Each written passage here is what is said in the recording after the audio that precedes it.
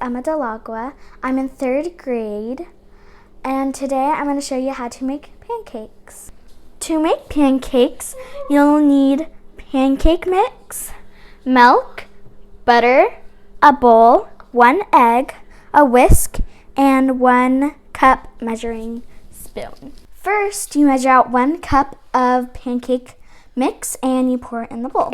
Next, you take 1 egg and you crack it in your bowl. Then you get your milk and you pour it in the bowl until it's a good consistency. I think that's about enough. Move that off to the side.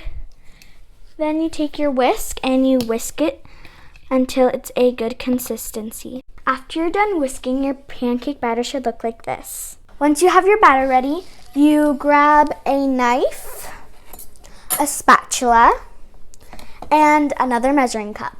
And you grab a pan.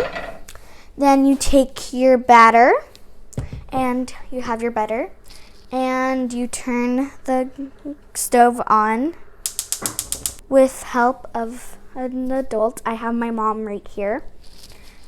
And then you have this. And now that it's heated up, we take a little bit of butter and we just go like this and just smooth it around. Now that we have our butter spread, we grab our measuring cup and take small little scoop, just like that, and we put it over and just pour it on where the butter was.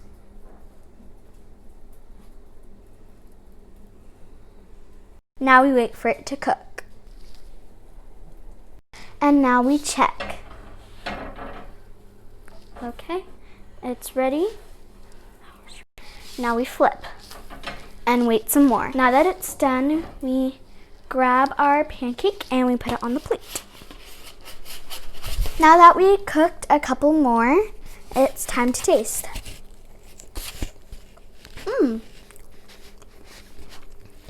You can have it plain like me, or you can have it with syrup, with strawberries, with bananas, with fruit. Now you can make your own pancakes at home. Thank you for watching.